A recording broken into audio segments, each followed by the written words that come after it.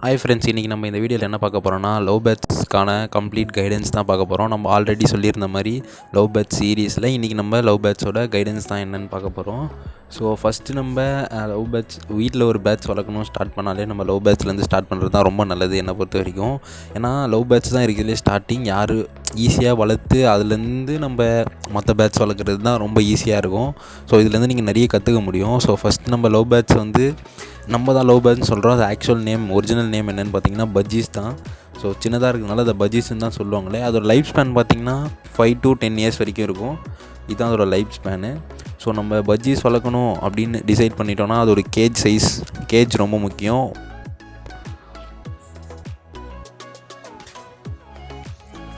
நம்மக்கிட்ட ஆக்சுவலாக பார்த்திங்கன்னா லவ் பேர்ட்ஸ் இருக்குது. ஸோ 2 பேரு. நம்ம ஃபஸ்ட்டு லவ் பேர்ட்ஸ் இந்த க்ரீன் 2 பேர் தான் வச்சுருந்தோமே ஃபஸ்ட்டு. அது ஆக்சுவலாக இப்போ 30 லட்சத்திற்கு இதில் 4 எக் ஹேட்ச் ஆகிருக்கு. மொத்தமாக 5 வச்சது 4 எக் ஹேட்ச் ஆகி இப்போ 4மே நெஸ்ட் அவுட்டும் ஆகிடுச்சு. 1 மட்டும் இன்னும் நெஸ்ட் அவுட் ஆகலை. 3 நெஸ்ட் அவுட் ஆகிடுச்சு.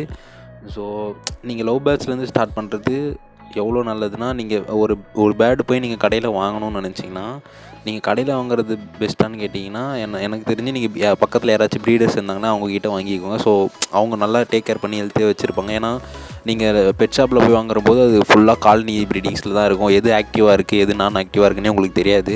ஸோ நீங்கள் ப்ரீடர்கிட்ட வாங்கும்போது நீங்கள் அழகாக பார்த்து அது ஆக்டிவாக இருக்குன்னா பார்த்து நீங்கள் வாங்கிக்கலாம். ஒரு அடல்ட் ஸ்டேஜில் இருக்கிற பேட்சாக வாங்கிக்கோங்க. இதில் எப்படி மேல் ஃபீமேல் கண்டுபிடிக்கிறதுனா, நீங்கள் அடல்ட்டில் இருக்கும்போது அது பார்த்தீங்கன்னா நோஸில் ப்ளூ கலரில் இருக்கும். அது ப்ளூ கலர் இருந்ததுன்னா அது ஃபீமேல், ஒயிட் கலரில் இருந்ததுன்னா அது மேல். ஸோ இப்படி தான் நீங்கள் அது பேட்ஸை என்ன மேல் ஃபீமேல்ன்றது இப்படி தான் நீங்கள் டிசைட் பண்ண முடியும். நெக்ஸ்ட்டு கண்டிப்பாக கேஜில் இதெல்லாம் இருக்கணும் அப்படின்னா கண்டிப்பாக கேஜில் அதுக்கான டாய்ஸ் இருக்கணும். விளையாடுறதுக்கான டாய்ஸு கண்டிப்பாக ஒரு ஸ்டிக்கு கம்பல்சரி இருக்கணும். அடல்ட் ஸ்டேஜ் வந்ததுக்கப்புறமா பாட் கட்டிக்கோங்க. ஸோ நீங்கள் ப்ரீடிங் போட போகிறீங்க, ப்ரீடிங் ஸ்டேஜ் வந்துருச்சு அப்படின்ற வச்சது தாண்டினதுக்கப்புறம் போட்டுக்கோங்க பாட்டு. ஸோ பாட்டில் நீங்கள் கேஜ் கூட நீங்கள் ஏதாச்சும் ப்ரீடிங் கேஸ் அந்த மாதிரி ஏதாவது கூட போட்டுக்கலாம். ஆனால் பாட் போடுறது பெஸ்ட்டு. நான் என்னோடதில் பாட் தான் எப்பவுமே ஸ்டார்டிங்லேருந்தே லவ் பேர்ட்ஸ்க்கு நான் பாட் தான் யூஸ் பண்ணுறேன். ஸோ தண்ணி அதுக்கு எப்பயுமே இருக்கணும் கூண்டில். ஸோ தண்ணி மார்னிங் ஒரு டைம் ஈவினிங் ஒரு டைம் சேஞ்ச் பண்ணிக்கோங்க.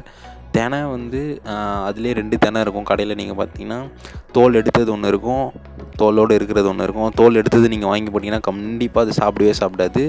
நீங்கள் வேணால் போட்டு பாருங்கள், அது கண்டிப்பாக சாப்பிடாது. தோல் இருக்கிற தனியாக வாங்க, அதுவே பிச்சு அதுவே போடும். ஸோ அந்த தினையை மட்டும் நீங்கள் அதுக்கு ஊற்றிட்டு திரும்ப மார்னிங் ஒரு டைம் சேஞ்ச் பண்ணாலே போதும். நான் மோஸ்ட்டாக ஒரு டைம் தான் சேஞ்ச் பண்ணுவேன். ஸோ பேட்ஸ் டிஸ்டர்ப் இல்லாத பிளேஸில் வைக்க சொல்லுவாங்க. ஸோ எங்கள் வீட்டில் மோஸ்ட்டாக இது எல்லாமே எல்லோரும் போகிற இடம் தான். ஆனாலும் கரெக்டாக தான் இருக்குது. போகிற இடம் இல்லாமல் அதை டிஸ்டர்ப் பண்ணாமல் இருக்கணும், அதை பயமுறுத்தாமல் இருந்தாலே போதும். நீங்கள் கிட்டே போயிட்டு பார்க்குறதுலாம் ஓகே தான், ஆனால் டிஸ்டர்ப் பண்ணாமல் அதை பயமுறுத்தாமல் இருந்தாலே போதும். அந்த மாதிரி கேஜில் கரெக்டாக அது ஃப்ரீ ஃப்ளைட் பண்ணுற மாதிரி கொஞ்சம் ஸ்பேஸ் இருந்தால் தான் அது கரெக்டாக இருக்கும். நீங்கள் ஒரு பேர் வளர்த்தாலும் அது கொஞ்சம் ஃப்ளைட் பண்ணுற மாதிரி கொஞ்சம் ஸ்பேஸ் இருக்கணும். அப்போ தான் அந்த எக் பைண்டிங் மாதிரி இல்லை ஃபேட்டு அந்த மாதிரி காலில் கொஞ்சம் ஃபேட் தங்கும், அந்த மாதிரி ப்ராப்ளம்ஸ்லாம் வராமல் இருக்கணும். அது ஃப்ரீ ஃப்ளைட் பண்ணணும். ஸோ அந்த மாதிரி கேஜு கரெக்டாக பார்த்து வாங்கிக்கோங்க. அந்த மாதிரி லவ் பேர்ட்ஸில் கிளைமேட் ப்ராப்ளம்ஸ் கண்டிப்பாக இருக்கும். கிளைமேட் சம்மர் டைம்லேயும் ஓவர் ஹீட் அது தாங்காது, ஓவர் கோல்டும் தாங்காது. ஸோ பிளேஸை நீங்கள் கரெக்டாக பார்த்து வைங்க. நான் ஆக்சுவலாக வீட்டில் பேக் சைடில் தான் வச்சுருக்கேன், பால்கனி கிட்ட. ஸோ அங்கே ஓவர் டெம்பரேச்சரும் இருக்காது, ஓவர் கோல்டும் இருக்காது. ஸோ ஓவர் கோல்டாக இருக்கிற டைமில் நான் பெட்ஷீட் மாதிரி ஈவினிங் டைமில் போட்டு அதை கவர் பண்ணிவிடுவேன். ஸோ நீங்கள் அந்த மாதிரி ஏதாச்சும் இருந்ததுன்னா அந்த மாதிரி போட்டு கவர் பண்ணுறேங்க.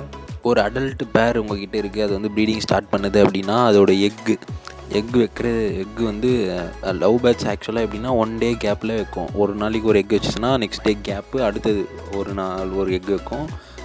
ஃபின்ச்சஸ் அப்படி கிடையாது. ஃபின்ச்சஸ் பார்த்தீங்கன்னா நீங்கள் ரெகுலராக 5 days எக்கு 5 எக்கு இருக்குதுன்னா 5 days ரெகுலராக வைக்கும்.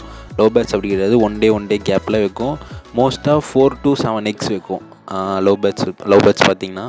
ஸோ நம்மக்கிட்ட இந்த கிளச்சில் பார்த்தீங்கன்னா இது 3rd கிளச். இதில் 5 எக் வச்சுது, 4 ஹேட்ச் ஆகிடுச்சு, 1 ஹேட்ச் ஆகலை, 4 ஹேட்ச் ஆகி 4மே நெஸ்ட் அவுட் ஆகிற ஸ்டேஜில் தான் இருக்குது. 3 ஆக்சுவலாக நெஸ்ட் அவுட்டே ஆகிடுச்சு, இன்னும் 1 மட்டும் நெஸ்ட் அவுட் ஆகாமல் கேஜிலே இருக்குது. எக் வச்சதுலேருந்து கரெக்டாக அது ஹேட்ச் ஆகிறதுக்கு 22 days மினிமம் ஆகும். 22 days மினிமமாக ஒரு 20 daysலேருந்து 25 daysக்குள்ளே எக் ஹேட்ச் ஆகும். அது எப்படி 1 day கேப்பில் வச்சுதோ அதுக்கேற்ற மாதிரி 1 day கேப்பில் ஹேட்ச் ஆகும். ஸோ நெஸ்ட் அவுட் ஆகிற டைம் பார்த்திங்கன்னா 30 days 30லேருந்து 35 daysக்குள்ளே எக்கு வந்து உங்களுக்கு வெளியே வந்துடும். ஸோ நீங்கள் அதுலேருந்து தனியாக பிரித்து எடுக்கணும்னா வெளியே வந்ததுலேருந்து அது தனியாக தீனி எடுக்க ஸ்டார்ட் பண்ணதுக்கு ஒரு 10 டேஸ்க்கு அப்புறமா நீங்கள் தனியாக எடுத்து பிரித்து போடலாம்.